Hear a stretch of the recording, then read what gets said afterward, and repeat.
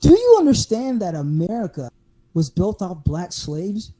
I don't No, know wait. if you Why do you have to understand. go? Was Stay for a America- minute. Stay for a minute. Go ahead. Continue. Like we're not gonna make you leave right away. Go ahead. Okay. Is America built out of cotton?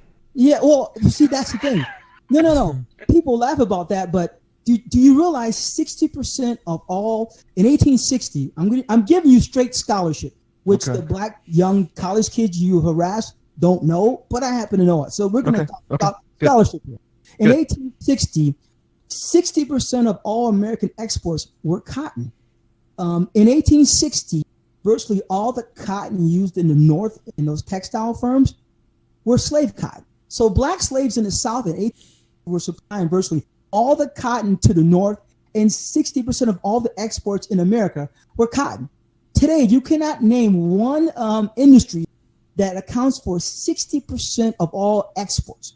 Mhm. Now, before you say something, if you add in all the other exports, in 1860, 75% of all exports in America were from black slaves. That's irrefutable fact. Not only that, 40% of all the wealth in America, if you don't count the land but everything else, 40% of all the wealth in America in 1860 were in black slaves. So how can you sit here and say that America founded on black slaves, not built by, but founded on the back of black slaves, when those numbers, scholarship that anyone can Google, including you? Okay, so I don't know the veracity of the statistics, but I'll accept them at face value. The fact is that America's trade situation at the time, in fact, the situation for most countries across the world was largely autarky, which is a state where you have very little trade. Trade was less important then than it is now. So to say that we were dependent on trade and on exports is not entirely accurate. Back at the time, our economy was largely agrarian. So we were performing a lot of essentially subsistence farming. We were, farming food and things and living off of that. Trade was just not as important as it is now. Secondly, cotton would have been farmed by other means, right? In fact, slavery actually delayed the invention of things like the combine harvester, of other technologies that ultimately led to slavery becoming obsolete. So if it hadn't been for slaves, they would have farmed the cotton some other way. They could have farmed it themselves. There were enough white people that they could have farmed it themselves had they really wanted to. Excuse me, James. Can I refute that point? First of all, you're wrong about the exports. Exports was very important. Do you realize experts from MIT, mathematicians, and people in PhD with economy degrees say that the 60% of cotton export brought in so much foreign investment that helped fuel the Industrial Revolution in the North. So See, this no, doesn't and- seem okay. Go ahead. Yeah, without that cotton, all that foreign money, investment, and credit wouldn't have come to America. Black slaves, I don't know if you realize, but black provided 75% of the world's cotton. 75%. There's Okay. no country, and here's another thing I don't think you realize about cotton. Experts say from Ivy League, like Harvard, Yale, Princeton, Cornell, they say in 1860, cotton was equivalent to oil. So can you imagine one country putting out 75% of the world oil? See, this is where Sure. you lack scholarship, James. Sure. So you're not Okay. So I'm suspect. Obviously I haven't researched these exact statistics in the past, but I'm very suspicious about this because the northern economy, which was not based on cotton, right? I mean, there was some textile manufacturing that happened in the north, but there were other industries in the north as well. They were able to get on just fine without southern cotton exports during the Civil War. It was the South that was hurt economically by the blockade that the American army and the embargo that the British placed on them during the war. So the northern economy wasn't really affected as much by the Civil War, and they were able to go on and continue prospering during the Civil War. So I don't know if it's entirely accurate to say that the American economy was based on cotton. And again, these statistics, I don't know if they're true. They strike me as being suspect because I don't think cotton was that big an industry as you're making it out to be. No, I'd have to look into that more, but that seems very suspicious to me. Cotton is a seasonal crop. that it has one harvest season. It's not like wheat, right? Which there's winter wheat and summer wheat. Cotton is one season. It's something that is hard to grow, can only grow in very specific areas. I have a hard time believing that cotton, which could only be grown in essentially 4 southern states, was really the major export that you're making it out to be. That the American economy subsisted on it. Black Skin, you came on my show and tried to make this point before, and I quoted an article from The Economist, from those same Harvard and Yale grads that you talk about, who said that slavery only made up 4% of America's entire economy. So I don't see how these numbers make any sense to me. You never showed me that article you're talking about. You spoke about it, but you never showed me. But for a fact, back to James Allsup. For a fact, 60% of all the American exports was cotton. I was going to say something else, but wait. I forgot. Let me read this super chat. I think it's directed towards you, Black Skin. Go ahead. It's from Striker Quiet, and he says, "Mute the stream, boy." That's what he said. That was from before. Oh, did I already read that? Yeah. No, I'm just saying that's because. Yeah. He said, "Mute the stream, boy." Then Joseph Kerwin said, "I think Libra 333 is an occult chaos reference." Okay, I wasn't aware. So go ahead. Continue. We can go back to slavery for a second, and again, No, slavery. Hold on one sec. Slavery would have been made obsolete in 20 James, years. James, do you want to go back to slavery? Is that what you just said, or no? Let's go back. Someone can clip that. Let's go back to slavery for a minute. In fact, going back to slavery would not make economic sense. This is something Adam Smith wrote in Wealth of Nations back in the late 1700s. That slavery is an ineffective and inefficient business model because you have a group of indigent workers that don't care about the results, have no incentive to work hard, and they'll be less productive than paid workers. Slaves will always be less productive than paid workers. Right.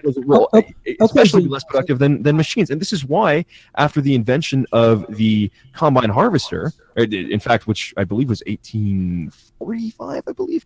I'll have to double check that. Slavery was largely irrelevant. We didn't need slaves anymore.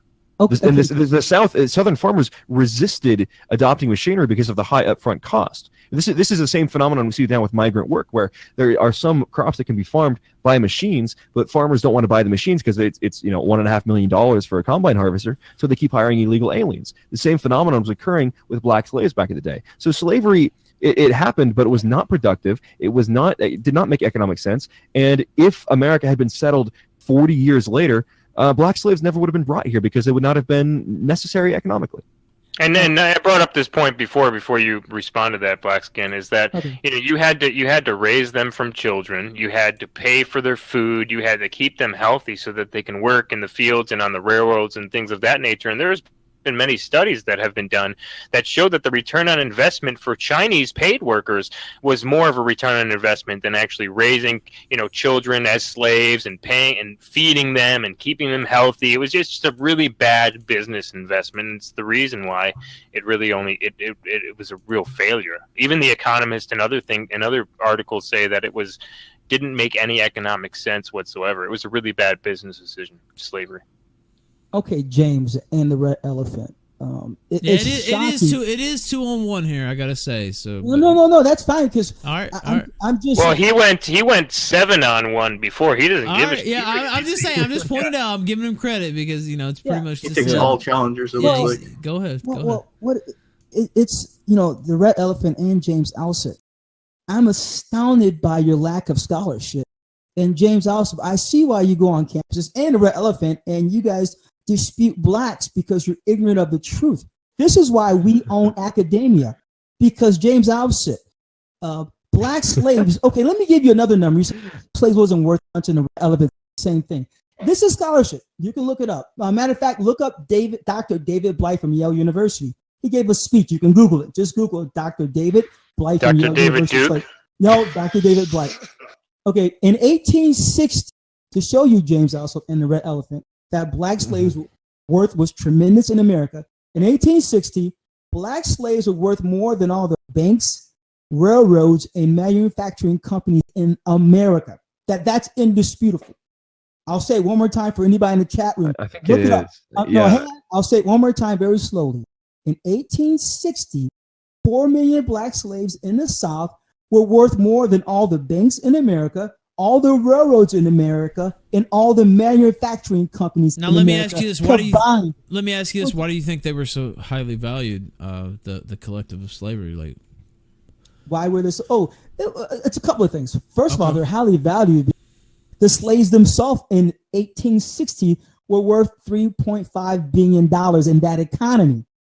If you some scholars have done the equivalency of what the slaves were worth in 1860 to 2014, it would be like slaves. If those slaves worth today in today's money, 3.5 billion would be worth $14 trillion today. Those slaves. We was valuable.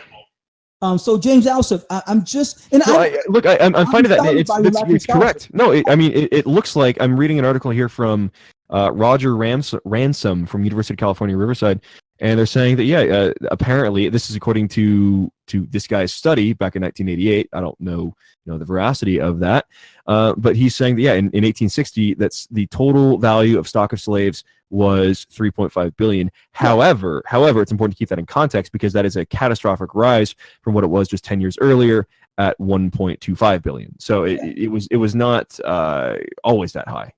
So the prices inflated. Yeah, James, 3.5 billion. In P60, if you bring up the equivalency from 1860, what 3.5 billion was worth in that economy, that would be $14 trillion in today's money. Those black slaves were worth $14 trillion.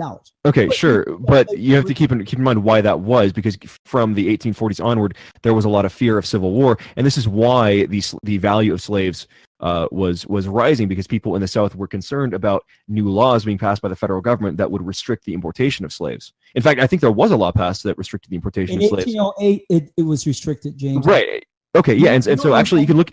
You don't know scholarship. You don't. Well, the minutia of slave laws in the 1800s doesn't really concern me that much. But I'm looking here, and there was actually a value drop. This is an interesting fact. From 1804 to 1808, there was a drop in the value of slaves. Slaves were actually becoming less valuable. And then after the slave importation laws were passed in 1808, the value of slaves started to creep up and rise because they had restricted the supply of slaves. So slaves themselves were not that valuable, but they were made valuable by the laws passed largely by a Northern Congress, because they made the resource of slaves. They made slaves more scarce. More scarce. Yes, exactly. Just like I just paid right after the Parkland shooting. I paid about $800 for a Mossberg Jerry Michalik Pro Series when the real cost should be like $600. All right, let me read these, and I'll let you get back to it, Blackskin. I hate to interrupt, but I'm gonna pull a shield move here. Thought Patrol said victim mentality as folk with this one. Striker Quiet said I'm upset about slavery as well. Without it, we wouldn't have blank here today. I won't actually say that one. Rawhide 76 said, would Africa be with Wakanda if it wasn't for whites? Chakai said Africa would be Wakanda if it weren't for Africans. Then Politically Incorrect said, ask him about reparations. So you can address reparations if you'd like, Blackskin. If not, you can just continue on. Yeah, I want to talk about reparations, but I want to get back to James Allsup and scholarship. Don't forget about reparations, though. No, you guys both admit black slaves were worth a hell of a lot. But then you try to backhand it by saying, well, because they restricted the slave trade from Africa. That doesn't dispute the fact that black slaves were worth $3.5 billion in that economy. Sure. So you have to give black slaves that.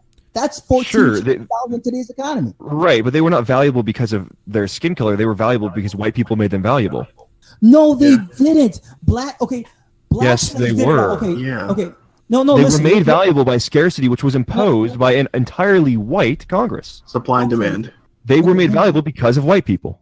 James, you're lying. James, you lack scholarship. You're ignorant. Just like you call Sargon Arcade ignorant on such matters. You are. I'm telling you, you don't know scholarship. You're ignorant as a red elephant. Okay, I mean, where am I wrong though? No. You're wrong because of this. In 1808, they stopped the slave trade from Africa. Right. Both agreed. Okay. Have you heard of the domestic slave trade in America? Yeah, no, I mean, there were slave markets, yes. But again, this was an autarkic system where they artificially could not bring in. No. I asked you a question. Do you know of the domestic slave trade after they cut off the transatlantic slave trade? Please enlighten me. Okay, the domestic slave trade in America moved nearly 2 million black slaves from the upper South to the lower South. Places like Texas, Alabama, whatever. That right there was a continuation of the Atlantic slave. No, it wasn't. No, because there were more blacks in Africa. No. What you don't understand? No, what you don't understand that blacks, through being bred like animals and other facets, increased tenfold without the transatlantic slave trade. They increased tenfold. Yes, that's the point, because the market was closed off. They could not import more. This is like okay, let's say everyone wants to buy a Japanese car, right? Everyone in America wants a Japanese car. This is like saying we cut off the ability to import cars from Japan tomorrow. Tomorrow, the value of Japanese cars is going to double, if not triple, if not increase tenfold, because everyone wants a Japanese car, and there's now a limited supply. The same thing happened with blacks. We stopped importing them from Africa. There was still a demand for slavery because of the current agrarian conditions, and people had to seek out blacks from slave traders in the United States. Okay, yes, this is what happened. Their price was artificially increased because of white people. No. You just backed me. You just said that slaves were in demand. That's my whole point. The demand made the worth made the demand. So you back me. You said earlier that slaves were worth much anyway. But now you agree with me. Yeah, slaves were worth. I don't. Slaves were like any other commodity at the time. Okay, and let's say that back in the 1800s they were importing.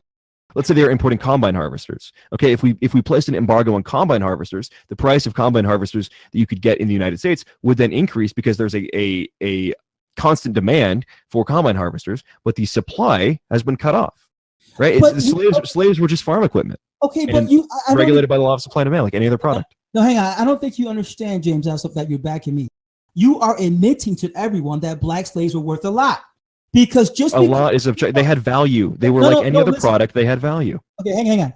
Just because you cut off the supply doesn't mean the worth is going to skyrocket. Because you can cut off the supply of spinners. You know those little things spin, and they're not worth shit. They were worth a lot when they first came out, like $20. Now people wouldn't pay a penny. So just because that's a false equivalent. No. Listen, just because this is a fact. Just because you cut off the worth doesn't mean the worth is going to climb or decrease. If the worth climbs, it's because it's worth a lot. If it decreases, it wasn't worth shit. Sure, but there has to be demand for it, right? There has to be. Yeah, exactly. The demand. Yeah, no one's denying. Hold on. No one's denying there was a demand for slaves. So you're saying slaves are worth a lot, right? Yeah, that's what you're saying. No, I'm saying that slaves were worth a lot less when you can get them for easier. Slaves were pretty much worthless. Slaves were a dime a dozen back when there were no artificial demands placed on them. But after the U.S. Congress placed artificial embargoes on the importation of slaves, then their value went up, just like any other product would. Okay, so no. Spinners aren't worth shit, and there's an overabundance of spinners. That disputes you, right? We're not using fidget spinners to harvest a cash crop. We're using slaves as farm equipment to harvest a cash crop. Okay, James, will you admit that just because you cut off the supply of something doesn't actually equate to the product being worth more or less, right? Right. If you don't change the demand, do you need me to post a very basic supply and demand graph? If there's a constant demand and supply is reduced, the price will increase. No. Okay. What about fidget spinners then? There's not a constant demand. The demand decreased. Yeah, exactly, because they're not worth shit. Okay. Will you agree that black slaves in 1860 were worth $3.5 billion, right?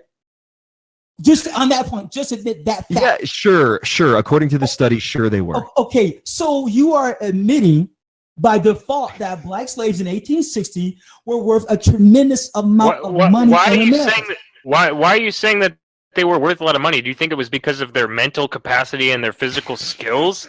I mean, you look at rocket scientists; they get paid $100,000 a year. You can import 4 million rocket scientists, and they'll be worth $4 trillion because we don't have a lot of rocket scientists. We have a shit ton of fidget spinners. Everyone makes them. Everyone got sick of them. They don't produce anything. I agree. Slaves produce something. There you go. So that's the reason. Slaves produced something that this agrarian economy needed in the South, And then when they cut off the supply, the demand grew. Don't you understand basic economics? Do you understand short run and long run economics? I mean, this is something that you take in freshman year of college, actually senior year of high school. So the red elephant, I want you to admit, so you are admitting, I want to pin both you guys. I pinned James Allsup, I'm going to pin you. You admit in 1860, black slaves are worth $3.5 billion in that economy. You admit that, right? The red elephant? What? You admit in 1860, black slaves were worth $3.5 billion in that economy. You admit that. Well, I'm just going off of the study that James quoted, but I don't know. I haven't looked at the numbers either. You trust James. I know you trust James. So you admit that, yes or no? That you're asking for gotcha here. Look, I haven't vetted this study either. This is from one economist at one school, UC Riverside. This may be true, this may not be, but for the purpose of argument. I've only seen one. For the purpose of argument, we're accepting this premise, sure. Okay. But we're trying to explain to you beyond this why slaves were so valuable. One, there was a fear that the economy was going to undergo a massive shift and that slavery would be outlawed by the National Congress. People wanted to get the last dime out of their cotton fields that they could, right? People wanted to hire slaves for the last cotton harvest that they could do with slaves because they wanted to cash in on that last bit of profit. And two, the slave market was artificially restricted by the embargo put in place by the Congress. So there were a variety of factors contributing to the rise in value. I just illustrated to you, according to your own source here, how from 1804 to 1808, the value of slaves went down because there was a glut. There was an oversupply of slaves. Slaves themselves, because of some magical property or characteristic, did not have value. Slaves had as much value as they could muster in a market economy. Slaves were another product in the economy. Slaves only had as much value as people would pay for them. And in 1804, people were not paying very much for them at all. But because of these artificial conditions, they were worth more. That's what we're trying to explain to you.